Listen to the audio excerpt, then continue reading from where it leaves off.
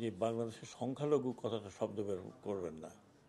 আপনি বলেন আমি ভিন্ন ধর্মের লোক বা বাংলাদেশি, এই সংখ্যালঘু সংখ্যাগুরু করতে করতে আমরা এটাকে একটার জন্য কেমন বানিয়ে দিয়েছি। আমি ওনাদের সাথে কথা বলেছি, অনেক গল্প করেছি, কথা বলিনি, অনেক গল্প করেছি।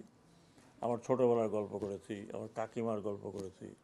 আমি এটাও বলছি যে আমাকে দুর্গাপূজা 2বার দাওয়াত করছে আর করে না।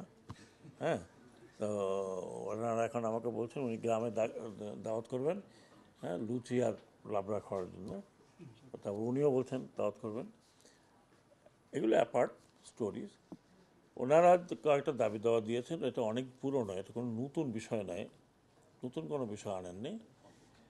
ওনারা আমার কাছে এইটুকু প্রমিস করেছেন যে যারা বুঝে না বুঝে এক ধরনের আন্দোলন করে প্রচার করার চেষ্টা করছে সেটা সঠিক নয়।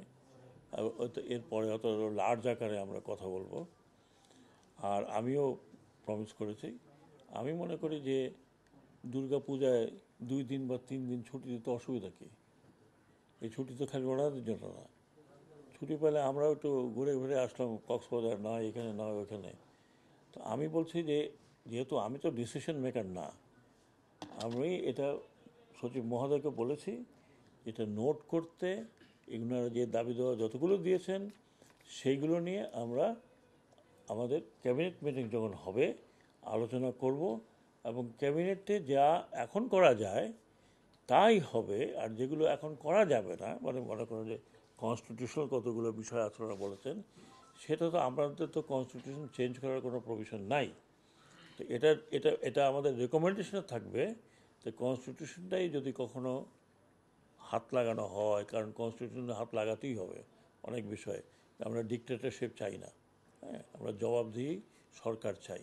যে কারণে আমি গতবার বলছিলাম আমার ওয়ান অফ দি মিশন, আপনারা অনেকেই জানেন যারা আমাকে ইলেকশন কমিশন দেখেছেন, যে আমি মিশন নিয়ে আসি এবং পুরা করার চেষ্টা করি।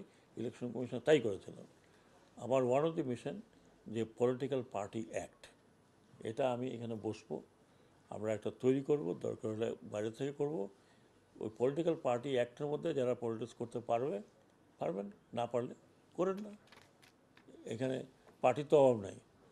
তো আমরা যেটা করতে পারি ওনাদের দাবি দেওয়াগুলো নিয়ে আমি ওনাদের কথা দিয়েছি যে আই উইল ডেফিনেটলি টক, এবং আমি ইনসিস্ট করব যে হ্যাঁ, দুর্গাপূজা ওনাদের একটা সবচেয়ে বড় পূজা, ওনাদের না সারা বাংলাদেশে। এই আপনাদের যন্ত্রণা তো ঢুকতেও পারি না দুর্গাপুজোর মণ্ডপের মধ্যে।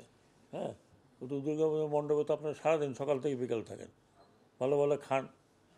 এই জন্য যাই হোক, আমি বলেছি যে যে যে আমার তরফ থেকে, এই মন্ত্রণালয়ের তরফ থেকে আমি স্ট্রংলি রেকমেন্ড করব যে অন্তত দুর্গাপূজায় 3 দিন ছুটি হয়, 3 দিন না হলে মিনিমাম 2 দিন যেন ছুটি হয়। তো কারণ অনেকেই ঠিকই বলেছেন যে একদিন ছুটি হয়, তার আগের দিন যে ইসে হয়, যারা চাকরি বাকরি করে তারা যেতে পারে না। আমার এটা আমার মনে হয় খুব জেনুইন, কোনো ইনজেনুইন ব্যাপার না।